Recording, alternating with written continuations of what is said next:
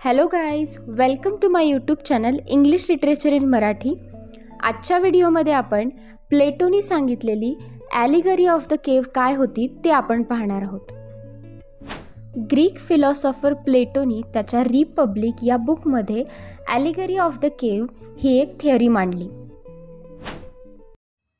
आता ही ॲलिगरी काय होती ते आपण पाहूयात. काही कैदी लोकांचा एक ग्रुप आहे जो वर्षानुवर्षापासून एका गुहेत राहत असतो. त्यांचे पाय आणि मान साखळीने बांधलेले असतात. त्या गुहेच्या समोरच्या भिंतीवर काही सावल्या दिसत असतात आणि ते सर्व कैदी त्या सावल्याच खऱ्या आहेत असं समजून त्याचा अर्थ लावत बसतात.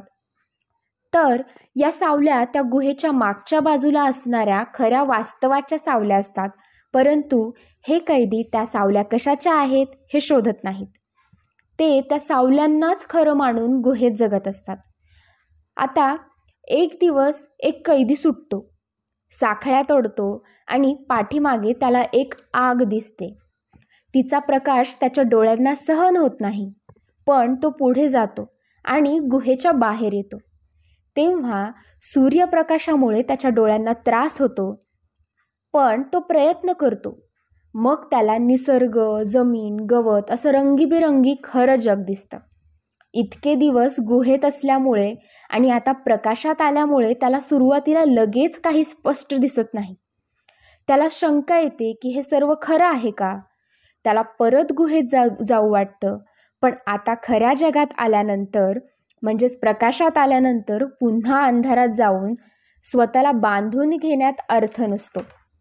आणि आता त्याला खरं जग कळतं. आपण जिथे राहत होतो, जे बघत होतो त्या फक्त सावल्या होत्या. खरं जग तर वेगळं आहे, हे जे मी पाहतोय याची त्याला जाणीव होते. आता त्याला वास्तव कळतं आणि त्याला हे खरं वास्तव त्याच्या गुहेतल्या मित्रांना सांगावंसं वाटतं. त्यासाठी तो परत गुहेत जातो. आता गुहेतल्या अंधारात चालतानाही त्याला त्रास होतो, तरी तो जाऊन त्याच्या सोबतच्या लोकांना सांगतो, ही गुहा म्हणजे खरं जग नाही आहे, या सावल्या खऱ्या नाही आहेत, तर खरं जग हे गुहेच्या बाहेर आहे. परंतु ते लोक काय याचं ऐकत नाहीत. त्याला वेडं ठरवतात, त्याला मारतात आणि हाकलून सुद्धा देतात. प्लेटोला यातून काही गोष्टी सुचवायच्या आहेत, त्या म्हणजे फिलॉसॉफर लोकांचं आयुष्य. सॉक्रेटिस सारखा ग्रेट फिलॉसॉफर, प्लेटोचा गुरु, लोकांना खरं सांगत होता, परंतु त्याला हेमलॉक नावाचं विष देऊन मारण्यात आलं. खरं ऐकताना, शोधताना आणि वास्तव समजल्यावर सुरुवातीला त्रास होऊ शकतो, पण एकदा का ते कळालं की सत्य कळतं.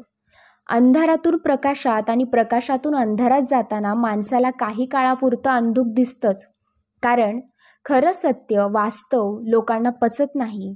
त्यासाठी लोकांना त्यांचे आधीचे समज, अंधश्रद्धा सोडाव्या लागतात, जसं त्या कैद्याने त्याच्या साखळ्या तोडल्या.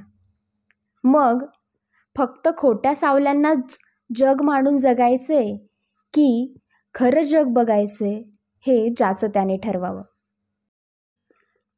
तर अशी होती प्लेटोची ॲलिगरी ऑफ द केव्ह थिअरी. जर तुम्हाला व्हिडिओ आवडला असेल किंवा इंग्लिश लिटरेचर मराठीमध्ये ऐकायला आवडत असेल तर नक्कीच लाईक करा, शेअर करा आणि सबस्क्राईब करायला विसरू नका.